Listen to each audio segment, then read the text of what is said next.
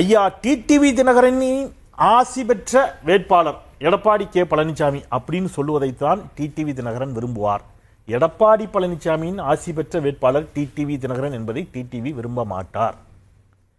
அவர் pass அப்படிதான். அவர் சைக்கலாஜிக்கலா அவர் actually அப்படிதான் இல்லைங்க. அதான் உண்மை கூட. அவர்தான் பாஸ்.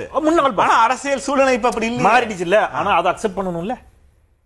நீங்க இன்னி வரைக்கும் அவங்களுக்கு சார் திருமதி வி கே சசிகலா அம்மையாருக்கும் திரு டிடி தினகரனுக்கும் இருக்கக்கூடிய அவங்களுடைய மனநிலையிலேருந்து பாத்தீங்கன்னா நான் தானே உங்களுக்கு பாஸ், நீங்க எங்களுக்கு பாஸா அப்படிங்கிறது உள்ளீடா இருந்துகிட்டே இருக்கு.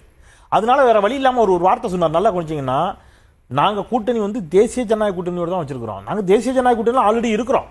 அம்மாவின் தொண்டர்கள் சிலர் எங்கள் கூட்டணியோடு இணையலாம், தேசிய ஜனநாயக கூட்டணியோடு சிலர் இணையலாம், அதை பத்தி எங்களுக்கு பிரச்சனை இல்லை அப்படித்தான் சொன்னார். அதனாலதான் அவர் ஒரு வார்த்தையை திருப்பி சொன்னாரு, கூட்டணி இடங்கள் இதெல்லாம் நாங்க டெல்லியில தான் பேசுவோம், எடப்பாடி பழனிசாமி பேச மாட்டோம். நீங்க அவரை தலைமை ஏத்துக்கிட்டாரு சொல்றீங்க, பட் அவர் யாரோட போய் கூட்டணி பேசினார்? டெல்லியில போய் அமித்ஷாவோடு தான் அவர் தனக்கான இடங்களை பேசி பெற்றுக்கொண்டார். 11 இடங்களை